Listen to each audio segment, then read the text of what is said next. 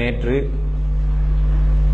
இந்த மனநலம் என்பது பாதுகாப்பாக வைத்துக் கொள்வதற்கு, மனநலத்தை ஆரோக்கியமாக வைத்துக் கொள்வதற்கு அதிலே நமக்கு ஏதாவது இடையூறுகள், அழுத்தங்கள் ஏற்பட்டால் எப்படி அதை போக்கிக் கொள்ள வேண்டும் என்று திருமறை குர்ஆன் சொல்லக்கூடிய நபிமார்களுடைய வாழ்க்கையில் இருந்து உள்ள சில முன்மாதிரிகளை எல்லாம் பார்த்தோம். அதிலே வராமல் காப்பதற்கு, மனநல பிரச்சனைகள் முஸ்லிம்களுக்கு வரக்கூடாது, வராமல் காப்பதற்கு உள்ள வழிகளையும் இஸ்லாம் நமக்கு கற்றுத்தருகிறது. அப்படி வராமல் நாம் எப்படி காத்துக் கொள்ள வேண்டும், அதற்கான காப்பு நடவடிக்கைகள், தடுப்பு நடவடிக்கைகள் என்ன என்று மார்க்கம் கற்றுத்தந்த அந்த முறைகளை பேணினால் உலகத்தில் வளர்ந்த நாடுகளில் இருக்கிறது மாதிரி உள்ள பிரச்சனைகள் எல்லாம் எங்கிருந்தாலும் முஸ்லிம்களுக்கு வருவதற்கான வாய்ப்புகள் இல்லை.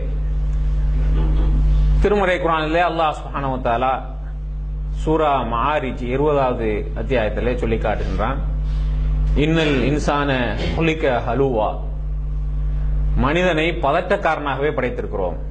பதட்டப்படக்கூடியவனா இருக்கிறான் மனுஷன். பதட்டம் தான், அதைத்தான் இப்ப ஆங்கிலத்திலே மனநலம் பாதிப்பினுடைய ஒரு முக்கிய அம்சமாக, பதட்டத்துக்குள்ள எல்லாமே வந்துடும், பயம் வந்துடும், கவலை வந்துடும், அதையெல்லாம் ஒரு பொது சொல்லாக ஆங்கிலத்தில் ஆங்ஸைட்டி அப்படின்னு சொல்லிட்டு சொல்றாங்க. அந்த மாதிரி பாதிக்கப்படாமல் இருப்பதற்கு மனுஷனை அல்லாஹ் சுப்ஹானஹு வ தஆலா என்ன சொல்றான்டா, பாதிக்கப்படாமல் இருக்கலாம் சொல்ல, பதட்டக்காரனாகவே படைத்திருக்கிறோங்கிறான். இன்னல் இன்சான குலிக ஹலூவா, பதட்டம் அடையக்கூடியவனாகவே மனிதன் படைக்கப்பட்டிருக்கிறான். என்ன பதட்டம் என்ற விளக்கத்தையும் அல்லாஹ் ரப்பல் ஆலமீன் தருகின்றான். இதா மஸ்ஸஉ ஸர்ரு ஜஸுஆ, அவனுக்கு ஒரு தீமை வந்து விட்டது என்று சொன்னால் அதை எப்படியாவது வேற யார் தலையிலையாவது போட்டுடலாம் அப்படின்னு பார்க்கிறான், திடுக்கமடைகிறான், பயப்படுகிறான். ஏதாவது ஒரு தீமை வந்துருச்சு, ஏதாவது அவனுக்கு ஒரு தீங்கு ஏற்பட்டு விட்டது என்று சொன்னால் பயந்துடுறான், திடுங்கி நடுந்துடுறான். இதா மஸ்ஸஉல் கைரு மனுஆ, அவனுக்கு ஒரு நன்மை வந்து விட்டது என்று சொன்னால் தடுத்துக் கொள்கிறான், மற்ற யாருக்கும் போயிடக்கூடாது அப்படிங்கிற மாதிரி அதை பார்த்து வச்சுக்கிறான். மனிதன் படைத்த ரப்புல் ஆலமீன் மனிதனுடைய இயல்பான சுபாவம் எப்படி இருக்கிறது என்று நமக்கு கற்றுத்தருகிறான். மனுஷன் பதட்டம் அடைகிறவனா தான் படைக்கப்பட்டிருக்கான், அது இயல்பான குணம் அப்படித்தான் இருக்கு. இது அந்த பதட்டம்டா எப்படி இருக்கும்னு அல்லாஹ் சொல்றான். அவனுக்கு ஒரு தீமை வந்துருச்சுன்னு சொன்னா திடுக்கிட்டு பயந்துடுறான். ஒரு தீங்கு ஏற்பட்டு விட்டது என்று சொன்னாலே பயமும் சேர்ந்து வந்துருது. அதே நேரத்தில் ஒரு நன்மை வந்துருச்சு அப்படின்னு சொல்லி சொன்னா ரொம்ப சுயநலமா நடந்துக்கிறான், யாருக்கும் போயிடக்கூடாதுங்கிறதுல எச்சரிக்கையா இருக்கிறான். இதுதான் அந்த பதட்டத்திற்கான அடிப்படை காரணம் என்று திருமறை குர்ஆன் நமக்கு விளக்கி சொல்லுகிறது. சுயநலமும் வேற யாருக்கு நமக்கு வந்திருக்கிற நன்மைகள் போய்விடக்கூடாது என்பது, தீங்கு தீமைகள் எதுவும் நமக்கு வந்துவிடக்கூடாதுங்கிற மனிதனுடைய இயல்பான சுபாவம் இருக்கு.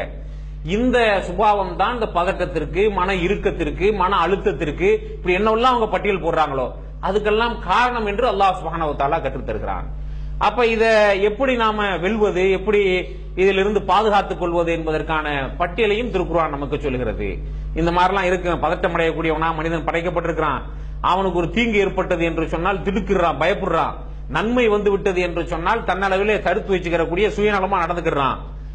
சிலரை தவிர என்று சொல்லி திருமறை குர்ஆன் பட்டியலிடுகிறது. முதல்ல சொல்றது இல்லல் முஸல்லீன், தொழுகையாளிகளை தவிர. தொழுகிறோம் நம்ம எல்லாரும், யாரும் தொழக்கூடாதுன்னு நம்புற ஆட்கள் இல்ல. எப்படிப்பட்ட தொழுகையாளிகள் அப்படிங்கறதையும் திருக்குர்ஆன் விளக்குகிறது. இல்லல் முஸல்லீன் அல்லதீனஹும் ஃபீ ஸலாத்திஹிம் தாயிமூன், அவங்க தொழுகையில தொடர்ச்சியா இருப்பாங்க, கன்சிஸ்டன்சி இருக்கு. ஃபஜ்ருக்கு தூங்கிடுவேன், லோஹர் தொழுதுக்குருவேன், அஸருக்கு தூங்கிடுவேன், மக்ரிப் தொழுதுக்குருவேன், இசாவுக்கு வாய்ப்பு இருந்தா தொழுதுக்குருவேன். இப்படி உள்ள தொழுகையாளிகள் இல்ல. தொழுகையில தொடர்ச்சி இருக்கும், தொடர்ச்சியா செய்வாங்க. தொழுகையை வக்துக்கு தொழுதுருவாங்க, கரெக்டான நேரத்துக்கு தொழுது விடுவார்கள். இன்னைக்கு என்ன அப்படின்னா, இந்த மனிதர்களுக்கு ஏற்படக்கூடிய அழுத்தத்தை, மன பதட்டத்தை எல்லாம் தவிர்ப்பதற்காக அவங்க சொல்லிக் கொடுக்கிறது இல்ல. அதுலதான் நம்ம கடந்த சில தினங்களாக பார்த்த மாதிரி இன்றைக்கு உள்ள இந்த யோக மடங்கள் எல்லாம், இந்த அவங்களுடைய ஆசிரமங்கள் எல்லாம் இவ்வளவு பெரிய கல்லா கட்டுறதுக்குள்ள காரணம் அங்க வச்சு என்ன சொல்லிக் கொடுக்குறாங்க அப்படின்னு கேட்டா, போன உடனே நீங்க உளருங்க அப்படின்னு சொல்லி உளர வச்சுட்டு அதற்கு பிறகு சில பயிற்சிகளை, உடல் பயிற்சிகளை, சில யோக பயிற்சிகளை கற்றுக் கொடுக்கிறார்கள். அதான் நடக்குது. இந்த மாதிரி உள்ள பயிற்சிகளை உடல் பயிற்சிங்கிற ஆளுக்கு உடல் பயிற்சியா சொல்லி கொடுத்துருவாங்க. கடவுள் மத நம்பிக்கை உள்ள ஆட்களுக்கு மத நம்பிக்கையின் பாற்பட்டதுன்னு சொல்லி கொடுப்பாங்க. ஆனா அது மத நம்பிக்கையின் பாற்பட்டதுன்னு தான் போதிக்கவே படுகிறது. இப்ப நம்ம என்ன நினைக்கிறோம் பாக்குறாங்க அப்படின்னு சொல்லி சொன்னா, பரவலாக எல்லாருக்குமே இது இன்றைக்கு இந்த யோகாசன பயிற்சி அப்படிங்கிறது ஒரு பெரிய லெவல்ல மார்க்கெட்டிங் பண்ணப்படுது உலகம் முழுவதும் அப்படின்னு நம்ம பார்க்கும்போது, அது ஒரு கமோடிட்டி, அது ஒரு பொருளாகவும் வியாபாரம் பண்றாங்க. அதை பயிற்றுவிப்பது என்பது ஒரு பெரிய வணிகம், ஒரு பெரிய துறையா இன்னைக்கு மாறி போச்சு. அதுல பெரும் பணம் குளிக்கிறது, அதுக்காக அதை வியாபாரம் செய்யறார்கள். அந்த செய்யற எல்லாருக்கும் பாத்தீங்க அப்படின்னு சொல்லிட்டு சொன்னா அவங்களுக்கு அது சார்ந்த இயற்கை பொருள்கள் தயாரிப்பு இருக்கிறது என்று ஒரு பெரிய கார்பரேட் நிறுவனம் இயங்குது. பெரும்பாலும் எல்லாருமே சேர்த்து வச்சிருக்கிறாங்க. அப்ப அந்த மாதிரி உள்ள வியாபாரங்களும் அதோட சேர்த்தே இன்றைக்கு உலகத்துல நடைமுறையில் இருக்கிறத நம்ம பாக்குறோம். அப்ப அது மாதிரி அதை சொல்லிக் கொடுக்கையில இத்தனை மணியில இருந்து இத்தனை மணி வரைக்கும் டயத்துக்கு உட்காரணும், கட்டாயமா அதை செய்யும் போது விருப்பி போடணும், இடம் சுத்தமா இருக்கணும், காற்றோட்டம் உள்ள இடமாக இருக்கணும், நீங்க அதற்கு முன்னால தூய்மையா எல்லாம் பண்ணிருக்கணும் அப்படின்னு சொல்லிட்டு சொன்ன உடனே எப்போ இல்லாத ஒன்ன சொல்லிட்டோமா நம்மளே திருப்பி பேசுறான். இதெல்லாம் உனக்கு ஒளி செய்யறதுன்னு சொல்லி தரலையா? தொழுகைக்கு முன்னால நம்மை சுத்தப்படுத்திக் கொள்வது என்று இது ஒரு சிஸ்டமேட்டிக்கா நமக்கு கத்துத்தரப்படலையா? அப்ப இது இன்றைக்கு பெரும்பாலும் இந்த வாழும் கலை அது இந்த மாதிரி உள்ளதுலாம் முஸ்லீம்களும் கூட போய் மாட்டிருக்கிறாங்க. ஏன் அப்படின்னு கேட்டா அது ஒரு இன்றைக்கு அந்த வியாபாரம் ஒரு மாடர்ன் பிளேவர் போட்டு ஒரு சாயம் அடிச்சு விற்கப்படுகிறது. அதுலதான் கவரப்பட்டிருக்காங்க. ஏன் இந்த கவரப்பட்டிருக்கக்கூடிய ஒரு சிலரும் கூட அது ஒரு பெரிய இதா உடற்பயிற்சி தானே அப்படி ஆர்கியூமெண்ட் பண்றாங்க. உடற்பயிற்சியும் செஞ்சா எதையும் செஞ்சுட்டு போங்க, உடற்பயிற்சி உலகத்துல எவ்வளவோ இருக்கு. ஆனால் அப்படி எல்லாம் அதை நியாயப்படுத்துவதற்கு காரணம் என்னன்னா அதை ஒரு வணிக பொருளாக ஒரு நல்ல முறையில அதை ஒரு பெயிண்ட் அடிச்சு சாயம் போட்டு ஒரு நவீன வணிக பொருளாக வியாபாரம் பண்ணிட்டு இருக்காங்க இன்னைக்கு சந்தையில. அதனால நமக்கு அதனுடைய அருமை தெரியல. தொழுகையில நம்ம தொழுகை நபிகள் நாயகம் ஸல்லல்லாஹு அலைஹி வஸல்லம் அவர்கள் கற்று தந்தாங்க, கரெக்டா கற்று தந்தாங்க. சல்லிமு கமா ராய்த்துமூனி சொல்லி என்ன எப்படி தொழக்கண்டீர்களோ அப்படி தொழுங்க. தொழுகையில உள்ள ஸ்டெப் எல்லாம் அல்லாஹ்வுடைய தூதர் காட்டி தந்த மாதிரி இருக்குன்னு. நீனா உங்க பள்ளிவாசல்ல போன 10 பேரை பார்த்தேன், அதுல பண்ண இது ஒண்ணு நிறைய பேருக்கு நம்ம பார்த்தோம் அப்படின்னு சொன்னா தொழுகையினுடைய இருப்புல இருப்பாங்க. 4 ரக்காத் தொழுகை என்றா 2வது ரக்காத்துல அத்தையாத்துல இருப்பாங்க, இல்ல 4வது ரக்காத்துல இருப்பாங்க.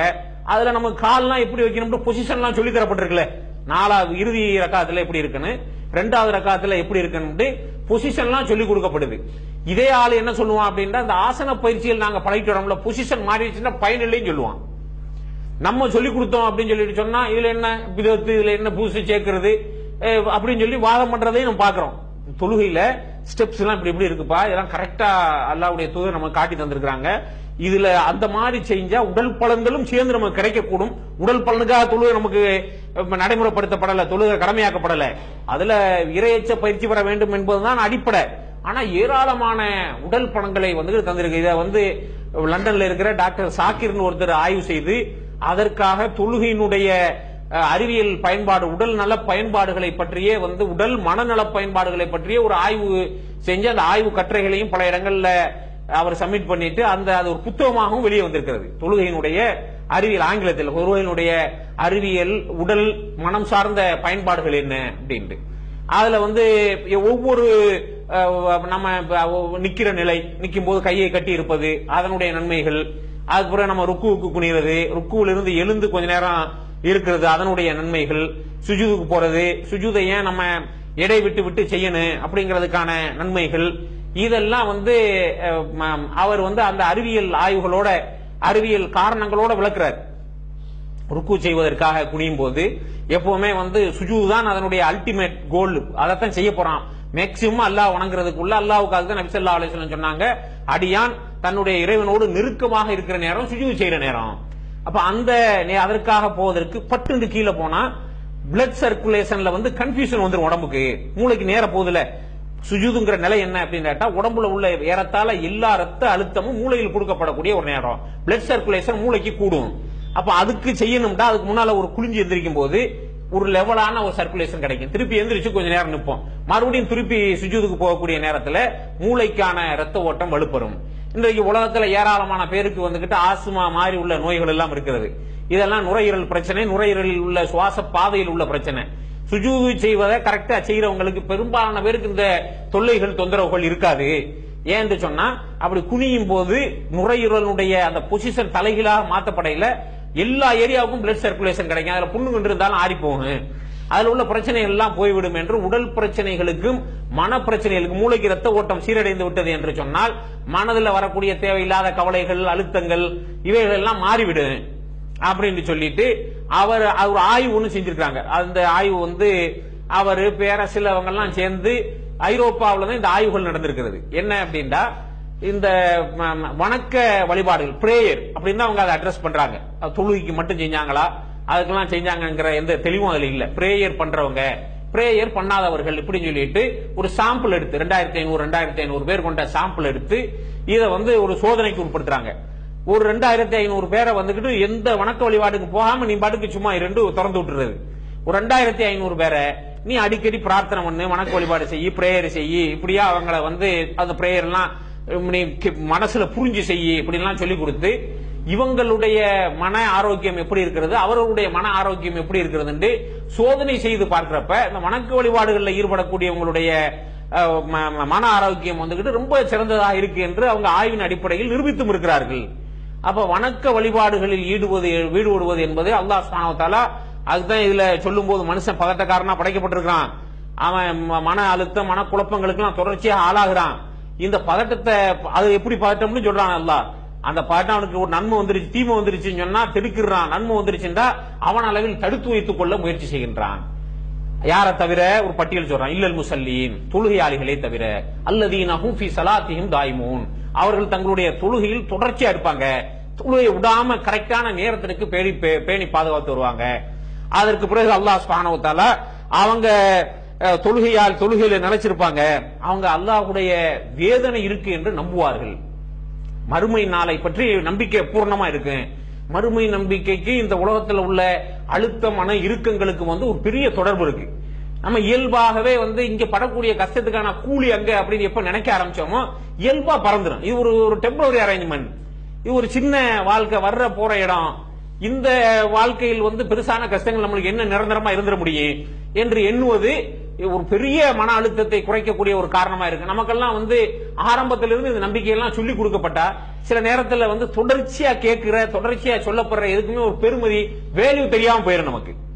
புதுசா கேட்கிறவனுக்கு அதுவும் ஆங்கிலத்தில் ஒரு வகுப்பு வச்சு பிலீவ் சிஸ்டம் சொல்லி கொடுப்பான, இதெல்லாம் நம்புனா இதெல்லாம் இது பண்ணலாம். அந்த வகுப்புக்குள்ள அந்த தோரணையோட அந்த அமைப்போட ஒரு பின்னால ஒரு திரை வச்சு அதுல பவர் பாயிண்ட் பிரசன்டேஷன் எல்லாம் போட்டு அது காட்டி படத்தை காட்டி ஒருத்தன் இடை விடாம மூச்சு விடாம பேசி இதெல்லாம் சொல்லி காட்டும் போது இதை வேற நினைக்கிறேன். இந்த பிலீவ் சிஸ்டம் தான் அது.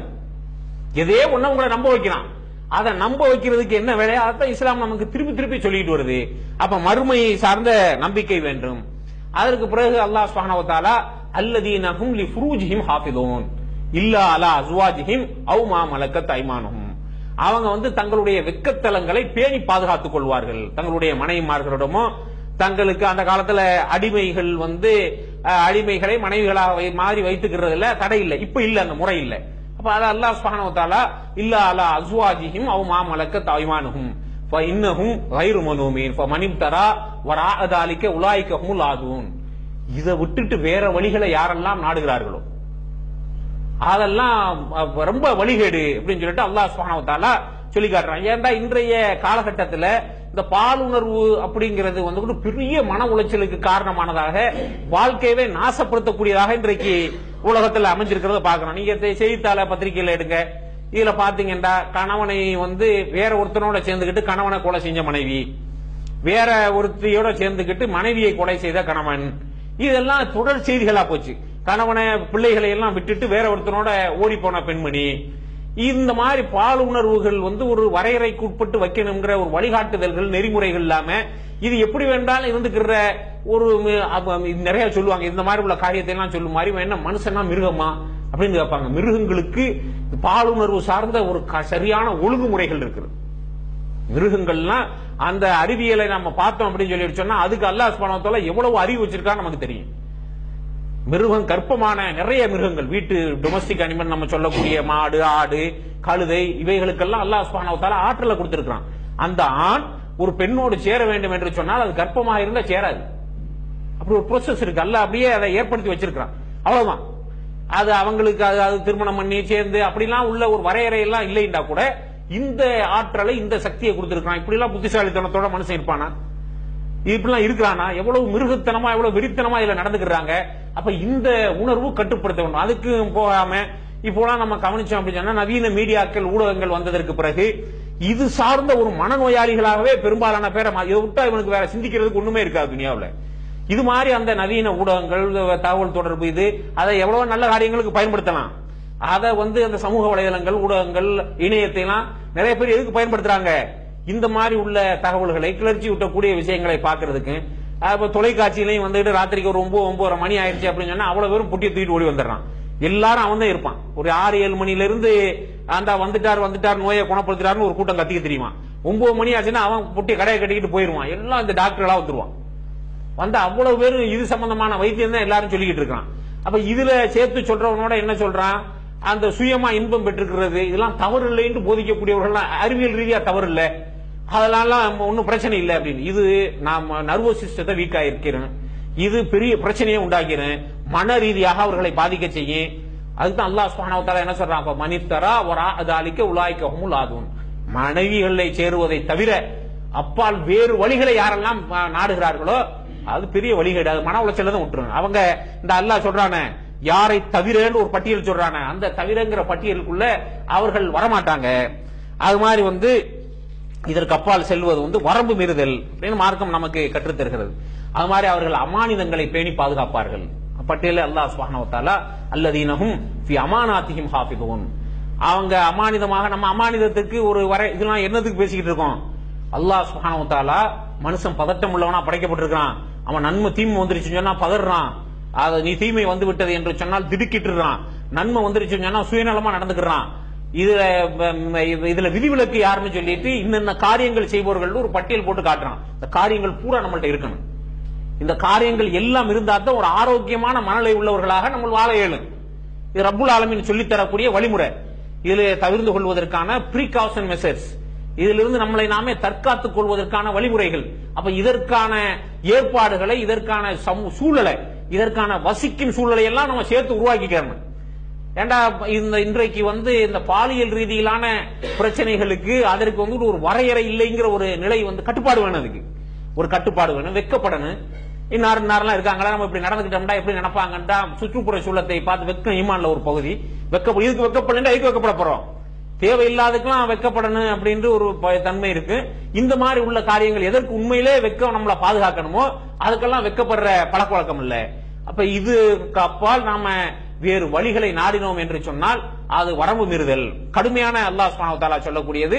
அப்ப அதுல இயற்கையாவே இந்த மாதிரி உள்ளதெல்லாம் வந்துட்டாங்க அப்படின்னு சொல்லிட்டு சொன்னா மனுஷனை பாலாக்கியும் விடும், அவனை மனநோயாலையும் ஆக்கிட்டு நம்ம பாக்குறோம். இந்த ஒரு உணர்வுல இந்த நாடுகள்ல எல்லாம் பார்த்தோம் அப்படின்னு சொல்லிட்டு சொன்னா இந்த நைட் கிளப்புக்கு போறதுன்னு கொஞ்சம் பேர் தொடங்கிடுவாங்க. அங்க ஒண்ணும் நடக்காது. அந்த நைட் கிளப்ல போய் மாலை வாங்கி அங்க டான்ஸ் ஆடுற பொம்பளைகளுக்கு போடுவான்.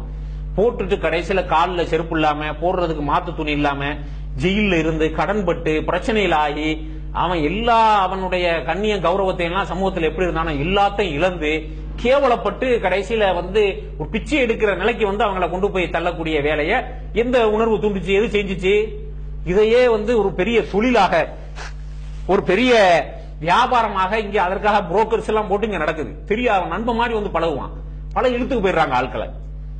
நம்மளாம் வந்து எல்லாரும் கொஞ்சம் கவனமா இருப்போம். நம்ம அதுக்கு இல்ல அப்படின்னு சொல்லி சொன்னா இந்த வாரம் வியாழக்கிழமை இங்க எல்லாம் வந்து ஜமாத்துல மர்கஸ்லாம் நடக்கும், இங்க எல்லாம் வாங்க, இதுல தொடர்பா நம்ம வச்சுக்கிட்டோம் அப்படின்னு சொல்லிட்டு சொன்னா நமக்கு உண்மையில இந்த உலகத்திற்கு மறுமைக்கான ஒரு பாதுகாப்பு. இது நல்ல வழியில நம்மளுடைய சிந்தனைகள் எல்லாம் மாறி போயிடும்.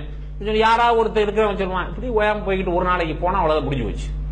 அவன் கடைசியில காலில் செருப்பு இல்லாம சென்னை விமானத்தில் நிக்கிறது அதனுடைய எண்டா இருக்கு. திரும்பி மீண்டு வர விடவே மாட்டாங்க.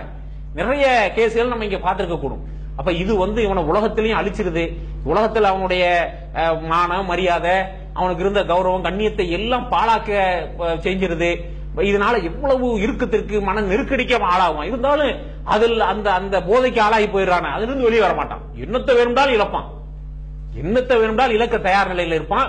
இதுல இருந்து வெளியே வர மாட்டாங்கிறத பாக்குறோம். அதிலிருந்து நாம பாதுகாத்துக் கொள்ளணும். அது மாதிரி அமானிதங்களை பேணி பாதுகாப்பாக நம்மள்ட்ட ஏராளமான அமானிதங்களை மார்க்க நம்ம கற்றுத்தருது. நம்ம பாதுகாத்து வச்சுக்கிறோம். குடும்பத்தை வந்து நம்மளிடம் ஒப்படைக்கப்பட்ட அமானிதம் நம்மளுக்கு கற்றுத்தரப்படுகிறது.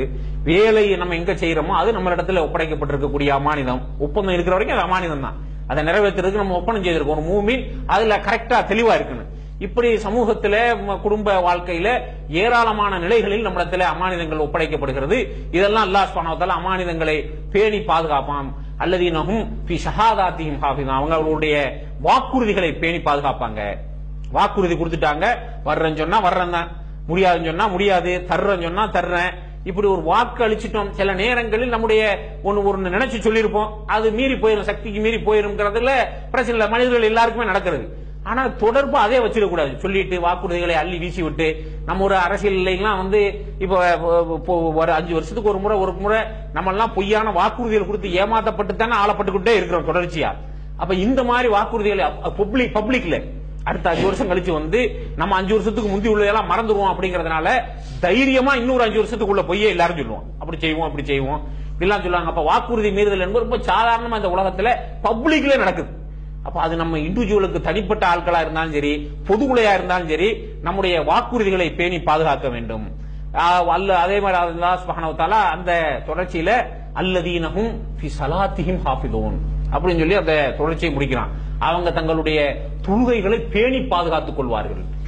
இதுல மனப்பதட்டம் இல்லாம, மன அழுத்தம் இல்லாம, நெருக்கடி இல்லாம, ஒரு ஸ்டிஃப்னஸ் சொல்றாங்களே அந்த லெவல் கூட இல்லாம இருக்கிறதுக்கு முதல் கட்டமாக நம்மளுக்கு சொல்லப்படுறது தொழுகைகாலிகளை தவிர தொழுகையில் தொடர்ச்சியாக இருப்பார்கள், தங்களுடைய தொழுகைகளை பேணி பாதுகாத்துக் கொள்வார்கள். இன்றைக்கு இதை வச்சுதானே நம்ம எல்லா இடங்கள்லயும் யோகம் பயிற்சி, அது உடல் பயிற்சின்லாம் மக்களை அவங்களுடைய மனநலத்திற்கான வழிக்கு இட்டு சொல்லுகிறோங்கிற பேரால இதை வச்சுதான் புல போட்டிட்டு இருக்காங்க. ஆனா நாம தொழுகையில் இப்படி தொடர்ந்து தொழுகையை ஆரம்பிச்சு தொழுகையில இருந்து நாளடைவில் தொழுகை நம்மள்ட்ட எப்படி ஆயிருது, அப்படியே அந்த ஒருவழி காதுல கேட்டுக்கிட்டு இருக்கிற மாதிரி தொடர்ச்சியா எந்த பொருளும் இல்லாத ஒன்று மாதிரி ஆகி போயிருதுல தொழுகையில. அப்படி இருக்கு. நம்ம எப்படி அப்படின்னு கேட்டா இப்ப நம்ம செய்யக்கூடிய எதையுமே இதெல்லாம் செஞ்சுக்கிட்டு இருக்கிற கரெக்டா தான் செய்யுமான்னு ரிவ்யூ பண்ணி செய்யுங்கன்னு சொல்லி கொடுக்கக்கூடிய ஒரு காலத்தில் நம்ம வாழ்ந்துகிட்டு இருக்கோம். தொடர்ச்சியா நம்ம ஒண்ணு செய்வோம். நிறைய சில நேரத்திற்கு வந்துகிட்டு இந்த கார் ஓட்டிகள், வாகனம் ஓட்டுறவங்க, டிரைவர்ஸ் இருக்காங்கல்ல, பெரிய எக்ஸ்பீரியன்ஸான டிரைவர்ஸுக்கு நிறைய விபத்துகள் நடக்கும். காரணம் என்ன அப்படின்னு சொல்லிட்டு கேட்டீங்கன்னா அவங்களுக்கு அதுல அப்படி தொடர்ச்சியா செஞ்சு ஒரு அலட்சியம் வந்துடும். கவனிக்க மாட்டாங்க, பாத்துக்கிறவ ஒன்னும் இது பண்ண மாட்டாங்க. அவங்க எங்க ஏறினாலும் போன் பேசுவாங்க, வேற எங்கேயாவது கவனம் இருக்கும், வண்டி பாட்டுக்கு ஓடிக்கிட்டு இருக்குங்கிற மாதிரி உள்ள அலட்சியம் வந்து அதனால நிறைய அனுபவம் வாய்ந்த ஓட்டுநர்கள்டையும் நிறைய விபத்துகள் நடக்குது ஒரு ஆய்வு சொல்லுகிறது. அப்ப இந்த மாதிரி அனுபவம் நிறைய வந்ததுக்கு பிறகு அந்த செய்யற காரியத்துல முழு நம்ம மன ஒருமைப்படுத்தி மனத்தை முழுசா ஈடுபடுத்தி அதுல கரெக்டா செய்யற மாதிரி உள்ள எல்லாத்தையும் செய்ய இயலாது, செய்ய முடியல. அப்ப அந்த மாதிரி இல்லாம அல்லாஹ் சுப்ஹானஹு வ தஆலா ஒரு ஆரோக்கியமான மனத்தோடு வைத்துக் கொள்வதற்கு உண்மையிலே தொழுகை என்பது நபிகள் நாயகம் ஸல்லல்லாஹு ஜமாத்துக்கு போனோம்னு சொன்னா ஜமாத்துல எல்லாருக்கும் சூட் ஆகிற மாதிரி தான் தொழுகை இருக்கும். அது அங்க நோயாளிகள் இருப்பாங்க, அப்படித்தான் ரசூலுல்லாஹி ஸல்லல்லாஹு அலைஹி வஸல்லம் சொல்லி கொடுத்தாங்க. முதியவர்கள் இருப்பாங்க, நிக்க இயலாதவங்க இருப்பாங்க, எல்லாரும் நின்று தொழுகிறோம்னா ஒரு மீடியமா இருக்கும். அதுல நம்ம ஒரு நீட்டி நிமித்து சுஜூ செய்யறது, நம்மளுடைய ருக்குவை நீட்டிக்கிறது, நல்லா நம்மளுக்கு முடிஞ்ச அளவுக்கு நின்று பிரார்த்தனைகள் செய்வது, கேட்கறது, இதுக்கெல்லாம் அதுல வாய்ப்பு இருக்காது. அப்ப நம்ம கரெக்டா ஓடி போய் ஜமாத்தை நிறைவேற்றுறதை தவிர என்ன தொழுகிறோம் யோசிச்சு பாருங்க. முஸ்லிம்களுக்கு இயல்பாகவே இந்த வயிற்றுல சதை போடுறது குறவு அப்படின்னு சொல்லிட்டு இந்தியாவில் இருக்கக்கூடிய ஒரு மருத்துவர் ஆய்வு செஞ்சு சொல்லியிருக்காரு. தொந்தி இல்ல, வயிறு முஸ்லிம்களுக்கு குறவு அப்படின்னு. காரணம் என்ன அப்படின்னு சொல்லிட்டு அவர் குறவு அறவே இல்லைன்னு சொல்லல, குறவுன்னு சொல்லியிருக்கிறார். அப்ப அப்படின்னு ஆய்வு செஞ்சுட்டு கடைசியில கம்பேரிட்டிவ்லி மத்தவங்களை விட அப்படின்னு சொல்லிட்டு சொன்னா இந்த மாதிரி குறவா உள்ள ஆட்கள்லாம் தொடர்ச்சியான தொழுகையில இருக்கிறாங்க. அதுல அவங்களுக்கு அதுல இருக்கு. அப்ப இந்த 5 வக்தையும் வேண்டும் வேணாம் பயத்துல அதுல ஓடி போய் ஈடுபாட்டோட செய்யறப்பான். இது நமக்கு உண்மையில உடலுக்கும் மனதுக்கும் ஆரோக்கியம் அளிக்கக்கூடிய ஒன்று, மறுமையில் நன்மையும் பெருகு. 3 பயன். எக்ஸசைஸ் அத யோக பயிற்சி அந்த பயிற்சி இந்த பயிற்சியை செய்யறவனுக்கு ஒன்னும் உடல் நலம் இருக்கு, மனநலம் இருக்கு, என்னமா ஒரு காரணம் வச்சு செய்வான், மறுமையிலையும் கூலி இப்படின்னு சொல்லி ஒரு காரியத்தை நமக்கு ஒப்படைக்கப்பட்டிருக்க. இதை முழு மன ஈடுபாட்டோடு விரும்பி எனக்கா ஒரு நாள் ஒரு என்னமா நம்மளுக்கு தோண்டி இருக்க. நம்ம இரவு தொழுகையெல்லாம் ரமலான்ல உளுந்து உளுந்து உளுந்து உளுந்து தொழுறாங்களே, என்னைக்கா மாசத்துல ஒரு நாள் நம்ம இந்த ரமலான்லாம் முடிஞ்சதுக்கு பிறகு இது பண்ணி மாசத்துல என்னைக்கா ஒரு நாள் நம்ம எல்லாம் சரியா கரெக்டா இந்த வெளிநாட்டு வாழ்க்கை முறையில ஏன்டா லைட்டை போட்டு பகல் எது ராத்திரி தெரியாம வச்சிருக்காங்க நம்மள. நமக்கே நம்ம மூளையெல்லாம் இப்ப கன்ஃபியூஸ் ஆகி போய் கிடக்கு, எது பகல் எது ராத்திரியும் தெரியாம. அந்த மாதிரி உள்ள ஒரு இடத்துல நம்ம வாழ்ந்துட்டு இருக்க எல்லாரும் 10 மணிக்கு படுத்து பஜருக்கு எந்திரிக்கிற மாதிரி உள்ள பழக்க வழக்கத்தோட தான் இருக்கிறோமா. தூங்குறதுல நமக்கு பல கமிட்மெண்ட்ல எப்படி எல்லாம் நமக்கு நேரம் ஆகுது. மாசத்துல ஒரு 2 மாசம் இல்ல 3 மாசம் இல்ல குவார்டர்லயும் சொல்றாங்களே, ஒரு நாளைக்கு ஏதாவது நல்ல நேரம் எடுத்து அது ஒரு பயிற்சிக்கு வரும்ல. இரவுல இந்த இப்ப பாருங்க இசா தொழுகை வராதவங்கலாம் இரவு தொழுகைக்கு வந்துருவான். இப்ப பள்ளியில பார்த்தோம்னா அதை எந்த அளவுக்கு முக்கியமா மக்கள் கருதி இருக்கிறாங்க அப்படின்னு சொல்லிட்டு சொன்னா, இஷா முடியட்டு இரவு தொழுகையில மட்டும் தொழுதுட்டு போவேன், அவன் என்னமோ ரமலான் நோம்புக்கு இந்த இரவு தொழுகைக்கும் தொடர்பு இருக்குங்கிற மாதிரி அதுக்கு அவ்வளவு முக்கியத்துவம் கொடுக்கறாங்க. அப்ப அந்த நம்ம அவ்வளவு முக்கியத்துவம் கொடுக்கல, அது ஒரு சுன்னத்து தான், நபிகள் நாயகம் ஸல்லல்லாஹு அலைஹி வஸல்லம் தான், அவங்களுக்கு தான் அது கடமையா இருந்திருக்கு, நமக்கு இல்ல. சரி, ஓகே, அதெல்லாம் சரி, மார்க் அடிப்படையில். ஆனா நம்ம இது ரமலானுக்கு அப்பால் ரமலானுக்கு வெளியில எத்தனை தடவை முயற்சி பண்ணிருக்கோம்? எப்பாவது செஞ்சிருக்கிறோமா? எப்பாவது இதற்கான ஏதாவது ஒரு ஸ்டெப் எடுத்திருக்கிறோமா? மனசுலயாவது ஓடி இருக்கா? ஒரு நாளைக்கு எந்திரிச்சு விடிய காலம் 3 மணி மாதிரி உள்ள நேரத்திற்கு நல்ல நேரம் எடுத்து நல்ல தொழுது பிரார்த்தனை செய்து அல்லாஹ்விடத்துல கேட்கணும் நமக்கு தோன்றி இருக்கா? அப்ப நம்முடைய உள்ளத்தை வலிமையோடும் ஆரோக்கியத்தோடும் நலத்தோடும் வைத்துக் கொள்வதில் மிக பெரிய பங்கு தொழுகைக்கு இருக்கிறது என்று அல்லாஹ் சுப்ஹானஹு வ தஆலா நமக்கு கற்றுத் தருகிறான். அப்ப இத ஒரு பெரிய ஒரு தடுப்பு நடவடிக்கையாக ஒரு ஏண்டா வந்ததுக்கு பிறகு ஓடுறத விட வந்ததுக்கு பிறகு அல்லாஹ் சொல்லிக்காட்டான். நேற்று அந்த விஷயங்கள் நம்ம தெளிவா சொன்னோம். மருத்துவத்துல கூட சொல்லுவாங்க, prevention is better than cure. நோய் வந்துட்டு குணப்படுத்துறதுக்கு மருந்து சாப்பிடுறதை விட அதை முன்னக்கூட்டியே தடுத்துக்கிறது இல்ல, வருமுன் காக்குறது வந்ததுக்கு பிறகு ஓடுறதை விட சிறந்தது. அப்ப அதற்கான நடவடிக்கைகள்ல தொழுகை, இந்த அல்லாஹ் சுப்ஹானஹு வ தஆலா சொல்லித் தரக்கூடிய இந்த காரியங்கள் எல்லாம் முக்கிய இடத்தை பெறுகிறது அப்படின்னு. அது மாதிரி இன்றைக்கு இந்த மனத்தில் பிரச்சனைகள் ஏற்பட்டு போச்சு அப்படின்னு சொல்லிட்டு சொன்னா, அவங்களுக்கு இந்த கவுன்சிலிங் பண்ணணும் இப்படின்ற மருத்துவத்தில் ஒரு முறை இருக்கு. பேசணும், அவங்களோட உட்கார்ந்து பேசணும். இது வேற ஒண்ணும் இல்லைங்க, இந்த கவுன்சிலிங் யாரு இருந்தாலும் பண்ணலாம். என்ன அப்படின்னு கேட்டா, இன்றைய காலகட்டத்தில் இந்த பரபரப்பான பதட்டமான சூழ்நிலையில யாருக்கு அவங்க உள்ளங்கள்ல உள்ளதை யாரா ஒரு ஆள்கிட்ட தொடர்ந்து பேசுறதுக்குள்ள வாய்ப்புகள் இல்லை விஷயம்.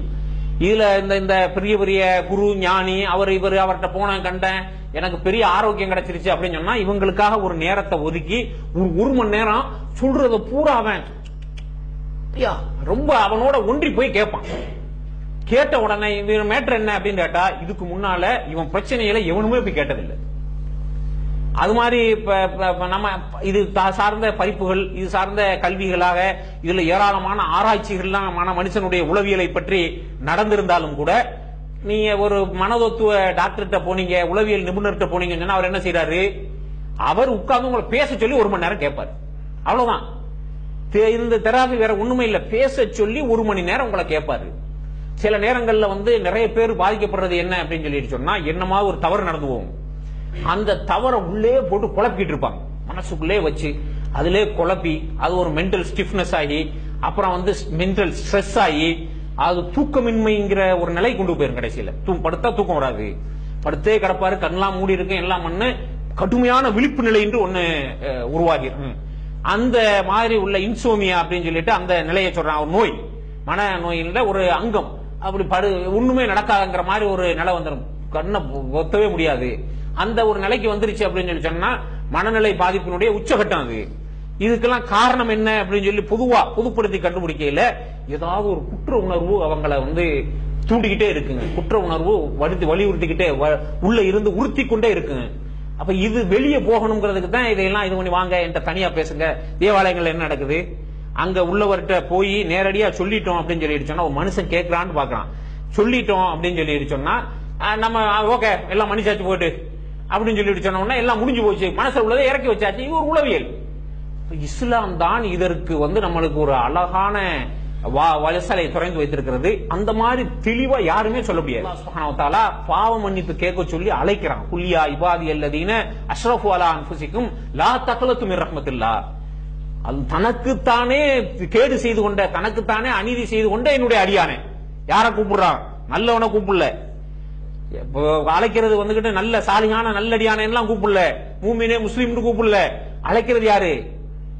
தனக்குத்தானே கேடு செய்து கொண்ட அடியானே. லா தக்னது மிர் ரஹ்மத்தில்லாஹ், அல்லாஹ்வுடைய அருளின் மேல் நம்பிக்கை இலக்காக.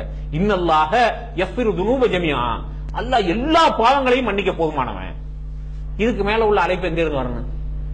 மனசுல உள்ளதை ஏதாவது உறுத்தல் இருந்துச்சு அப்படின்னு சொல்லிட்டு சொன்னா பாவ மன்னிப்பு கேட்கறதுக்கான பிரார்த்தனைகள், துவாக்கள் இந்த ரமலான் மாதத்துல ஏராளமா பாவ மன்னிப்பு கேட்டிருக்காங்க நபிகள் நாயகம் ஸல்லல்லாஹு அலைஹி வஸல்லம். குறிப்பா கடைசி 10 தினங்கள்ல நிறைய பாவ மன்னிப்புகளை கேட்டிருக்காங்க.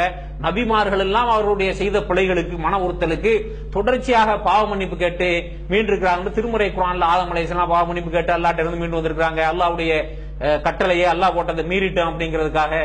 யூனுஸ் அலைஹிஸ்ஸலாம் லா இலாஹ இல்லா அன்த சுப்ஹானக இன்னி குன்து மினல் ஸாலிமீன் மீனுடைய வயிற்றிலிருந்து தொடர்ச்சியா கேட்டதனாலதான் அவங்களை வெளியேற்றின ஒரு வலிமையான பாவ மன்னிப்பு துவா. எப்பவும் கேட்கலாம். நபிகள் நாயகம் ஸல்லல்லாஹு அலைஹி வஸல்லம் அவர்கள் அதனுடைய சிறப்பை சொல்லும் போது சொன்னாங்க, இந்த துவா பிரார்த்தனையை இந்த இதை ஒரு ஆளுக்கு அவருடைய துவாவுல சேர்த்து கேட்டுட்டு அவர் வேற என்ன கேட்டாலும் சரி அல்லாஹ் சுப்ஹானஹு வ தஆலா அதை அங்கீகரிக்காம விடுறதில்லை என்ற அளவுக்கு ஒரு வலிமையான துவாவை சின்ன துவா. இதெல்லாம் கத்துக்கிற ஏழாவது நமக்கு சொல்ல முடியுமா? நம்ம அடிக்கடி சொல்ல லா இலாஹ இல்லா அன்த சுப்ஹானக இன்னி குன்து மினல் ஸாலிமீன் இப்படி துவாவை பிரார்த்தனையை கற்றுத் தந்தார்கள். அப்ப இதெல்லாம் பாவ மன்னிப்பு தேடுவதில் இந்த உறுத்தல் போறதுக்காக நம்ம ஏராளமான நேரங்களை வந்துகிட்டு செலவு செய்யணும். இதுலயும் ஜெனரலா அல்லாஹ்விடத்துல பாதுகாப்பு தேடுறதுக்குள்ள பிரார்த்தனைகளை அல்லாஹ்வுடைய தூதர் ஏராளமா கற்றுத் தந்தாங்க. இந்த மாதிரி உள்ள மன இறுக்கம், மன நெருக்கடி, மன பிரச்சனைகள் இருந்து நாம விடுவதற்கு பிரார்த்தனை, துவா, பாவ மன்னிப்பு பிரார்த்தனை என்பது ஒரு மிகப்பெரிய வரப்பிரசாதம் நம்மளுக்கு உள்ளத. யார்கிட்ட சொல்றோம்? நம்மள மாதிரி ஒரு சக மனுஷன்ட்ட சொல்லல. அவன் ஏதாவது ஒரு கட்டத்துல நம்மளுடைய அந்த ரகசியங்களை நம்ம சொல்ற விஷயங்களை எங்கேயாவது கட்டாயம் பேசி சிரிப்பான். எந்த மனுஷன் நீங்க சொன்னீங்கன்னாலும் சரி, எங்காவது ஒரு இடத்துல அவனுக்கு ரொம்ப நெருக்கமான வேண்டப்பட்ட ஆட்கள்கிட்ட இவரை தெரியுமா, பாக்குறதுக்கு ஆள் எப்படிப்பட்டவன் தெரியுமான்னு சொல்லிவிடுவான் அந்த அந்தரங்கங்களை. அப்ப ரப்புல் ஆலமீன் நம்முடைய அந்தரங்கங்களை பாதுகாக்கணும். நம்ம எல்லாருக்குமே அந்தரங்கம் இருக்கு. யார் ஒரு ஆளும் எனக்கு இல்லை உலகத்துல ஒரு மனுஷன் சொல்லல. அப்ப அவைகளை எல்லாம் முறையிடுவதற்கு, கொட்டி விடுவதற்கு உள்ள ரொம்ப தகுதியான இடம் ரப்புல் ஆலமீனுடைய இடம் இல்லையா? அவன்கிட்ட சொல்றது தெரியலையா? அப்ப இதுல நமக்கு பாருங்க எவ்வளவு பெரிய ஒரு சுய கௌரவம். பிளாக்மெயில் பண்ணவன்லாம் இருக்கான் தேவாலயங்கள்ல இருந்து. இப்படி போய் சொல்ற ஆள்க மனசுல உள்ளது கடந்து உலட்டிக்கிட்டு இருக்கு, அவர்கிட்ட போய் சொல்லிடுவோம் என்று பெண்களை பிளாக்மெயில் பண்ண ஆள்க, பணத்துக்காக வேற வேற ஆட்களை பிளாக்மெயில் பண்ண சம்பவங்கள்லாம் நடந்திருக்கிறது. எதனால நடந்துச்சு? இவனை நம்பி சொன்னதுனால. ரப்புல் ஆலமீன் நம்மள பிளாக்மெயிலா பண்ணுவான்? அவன்கிட்ட போய் சொல்றதுனால நம்மளுக்கு ஏதாவது உலகத்துல கேடுகள் நடக்குமா? யார்கிட்ட சொன்னாலும் கேடு நடக்கும். இப்ப எவ்வளவு ஒரு பாதுகாப்பான வழிமுறை இந்த மார்க்க நமக்கு தந்திருக்காங்க. நம்ம செய்யறோமா? அதற்காக முயற்சி பண்றோமா? அதற்காக பாடுபடுறோமா? எல்லாருக்குமே தெரியும். நபிகள் நாயகம் ஸல்லல்லாஹு அலைஹி வஸல்லம் அவர்கள் ஒரு நாளைக்கு 70 முறைக்கு மேல அல்லாஹ்விடத்துல பாட மன்னிப்பு தேடினாங்க. எல்லாத்தையும் முன்பின்னு எல்லாம் அவ்வளவையும் மன்னிச்சாச்சு. அவன் கேட்டுக்கிட்டு இருந்தாங்க. மனிதனுக்கு இயல்பாகவே நம்ம போய்கிட்டு இருக்க போக்குல ஏதாவது தவறுகளை, பிள்ளைகளை, சின்ன சின்ன காரியங்களை என்னத்தையும் செஞ்சுக்கிட்டே இருக்கிறோம். அப்ப இதிலிருந்து விடுபட வேண்டும். அல்லாஹ்விடத்திலிருந்து இந்த மாதிரி உள்ள ஆரோக்கியமான மனத்திற்கு பிரார்த்தனைகளை நபி ஸல்லல்லாஹு அலைஹி வஸல்லம் அவர்கள் கற்றுத் தந்தாங்க.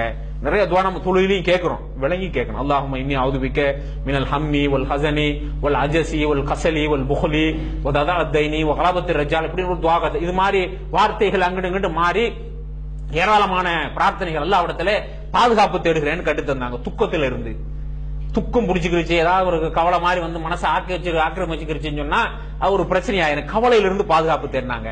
பலவீனம், வீக்னஸ், பலமான மூமின் பலவீனமான மூமினை விட சிறந்தவன்டாங்க நபி ஸல்லல்லாஹு அலைஹி வஸல்லம். மன அளவுலையும் சரி, உடல் அளவுலையும் சரி.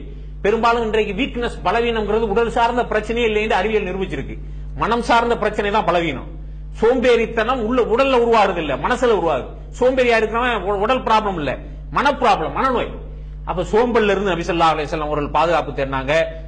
கஞ்சத்தனத்துல இருந்து பாதுகாப்பு தேடினாங்க. அது மனுஷனை பாதிச்சிரு. அவன் எங்க போனாலும் சரி எதுவும் செலவழிச்சாம இருக்கிறதுக்குள்ள வழியே பார்ப்பான். கஞ்சத்தனத்திலிருந்தும் கோழைத்தனத்திலிருந்தும் கடன் சுமையிலிருந்தும் போது அதான் கடன் சுமை அப்படிங்கிறது ஒரு பெரிய நெருக்கடியை மனிதனுக்கு உருவாக்கிடும். மனநலத்தை பாதிக்க செய்யறதுல பெரிய பங்கு கடன் சுமைக்கு இருக்கு. அப்ப அதுல தேவையா? இன்னைக்கு நம்ம வாங்கிட்டு இருக்கிற கடன்கள், கடன் சார்ந்தவைகள் எல்லாம் தேவையா தான் வாங்குறோமா? யோசிச்சு பார்த்தோம்னா நிறைய அவசியமே இல்லாது நம்மளுடைய லக்ஸுரிக்காக, எக்ஸ்ட்ரா வேகன்ஸ்க்காக, தேவையே இல்லாத செலவுகளுக்காக நம்ம இப்படி பல நம்மளிடத்துல நம்மளுடைய மன ஆரோக்கியத்தை கெடுப்பதற்கான வேலைகளை சமூகத்திற்காக, ஊருக்காக, உலகத்துக்காக நிறைய செஞ்சுக்கிறோம்.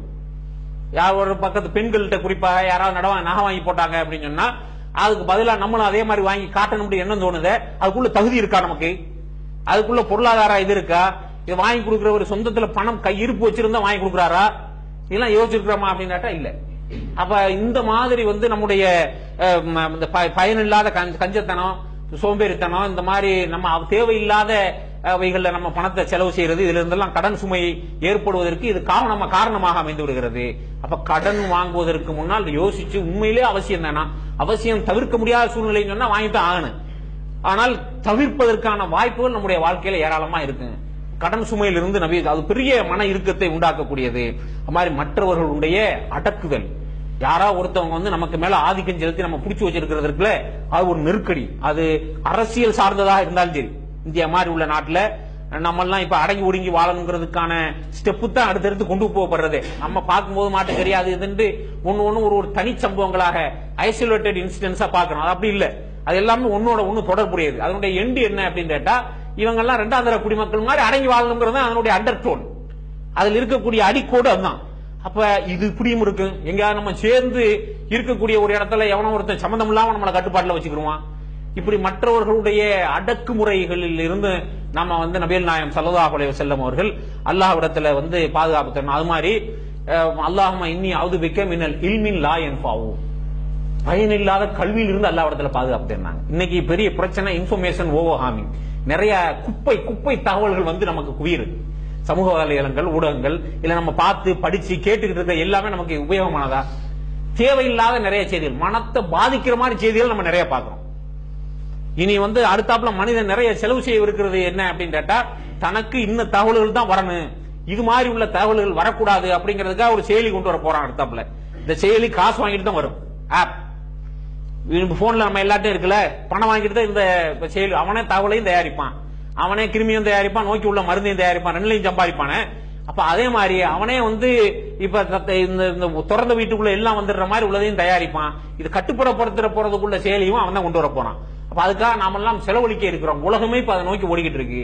ஒரு காலகட்டத்தில் இன்ஃபர்மேஷனை முடக்கி வச்சுக்கிட்டு தான் சம்பாதிச்சாங்க, தகவல்களை வச்சுக்கிட்டு தான் காசு சம்பாதிச்சான். அதான் நடந்துகிட்டு இருந்துச்சு உலகத்துல. தகவல்கள் யாருக்கும் தெரியாது. புரோக்கர்ஷிப் எல்லாம் உலகத்துல உருவானது அப்படித்தானே. ஒருத்தர் இப்படி உள்ள பொருளை விற்கிறாருன்னு சொன்னா கடையில கொண்டு வந்து போட்டுருவாரு, போற வர ஆட்கள்லாம் பார்த்துவாங்க. இடம் விற்பனைக்கு யாருக்கு தெரியும்? அப்ப எவனோ ஒருத்தனுக்கு தகவல் தெரியும், அதை வச்சு சம்பாதிச்சான். அப்ப இன்ஃபர்மேஷனை மறைச்சு வச்சுதான் நிறைய வியாபாரங்கள் உலகத்தில் நடந்துகிட்டு இருந்துச்சு. இன்றைக்கு இன்ஃபர்மேஷன் அப்படி இல்லை. எல்லாம் நம்ம விரும்பினது, விரும்பாதது, தேவைப்பட்டது, தேவையில்லாது, மனத்துக்கு உளைச்சலை உருவாக்குறது, மனத்துக்கு மகிழ்ச்சியை கொடுக்கிறது, இது எல்லாமே நாம் விரும்பி விரும்பாமலும் நம்ம இடத்துல சேர்ந்துகிட்டே இருக்கு. அப்ப இத தடுக்கிறதுக்குள்ள வழி நபி ஸல்லல்லாஹு அலைஹி வஸல்லம் அவர்கள் பிரார்த்தனை செஞ்சாங்க. அல்லாஹும்ம இன்னி அஊது பிக்க மினல் இல்மின் லா யன்ஃபஉ மினல் கல்பின் லா யக்ஸஉ மினல் நஃப்ஸின் லா யஸ்பஉ.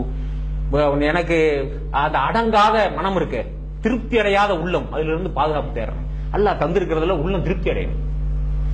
அல்லாஹ் நமக்கு வழங்கி இருக்கக்கூடியதில் அல்ஹம்துலில்லாஹ் என்று சொல்லக்கூடிய ஒரு நிலை வரணும். மன ஆரோக்கியத்தை தருவதற்கு அந்த மன திருப்தி என்பது ரொம்ப முக்கியமான ஒரு அம்சம். இதுல இருந்தாலும் நபி ஸல்லல்லாஹு அலைஹி வஸல்லம் அவர்கள் தொடர்ச்சியாக அல்லாஹ்விடத்திலே அல்லாஹ்வுக்கு பயப்படாத உள்ளத்திலிருந்து பாதுகாப்பு தேடுறேன்னு சொன்னாங்க. அது தரிகட்ட உள்ளம், அவனுக்கு எந்த கட்டத்திலையும் மன அமைதியே இருக்காது. அல்லாஹ்வுக்கு அஞ்சாத, அல்லாஹ் பார்த்துக்கிட்டு இருக்கான் நினைக்காத ஒரு மனசு இருக்க, அந்த மனசுக்கு உலகத்தில் அமைதி கிடைக்க, அவனுக்கு மன உளைச்சல் இல்லாமல் இருக்க எந்த வாய்ப்புமே இல்லை. இது மாதிரி பிரார்த்தனைகள் மூலமாக ஒரு ஆரோக்கியமான, வளமான, ஆக்கப்பூர்வமான நிறைய காரியங்களை சாதிக்கக்கூடிய, இந்த உலகத்தில் வென்று காட்டக்கூடிய ஒரு மன ஒழுங்கிணைக்கு சொந்தக்காரர்களாக இந்த இஸ்லாமிய நம்பிக்கை உடையவர்களை மாற்றுவதற்கான எல்லா வழிவகைகளையும் மார்க்கம் நமக்கு வச்சிருக்கிறது. அவைகளை எல்லாம் பின்பற்றி இந்த உலகத்திலும் மகிழ்ச்சியாக வாழ்ந்து மறு உலகத்திலும் வெற்றி பெறக்கூடிய நிலையார்களாக ஆக்கி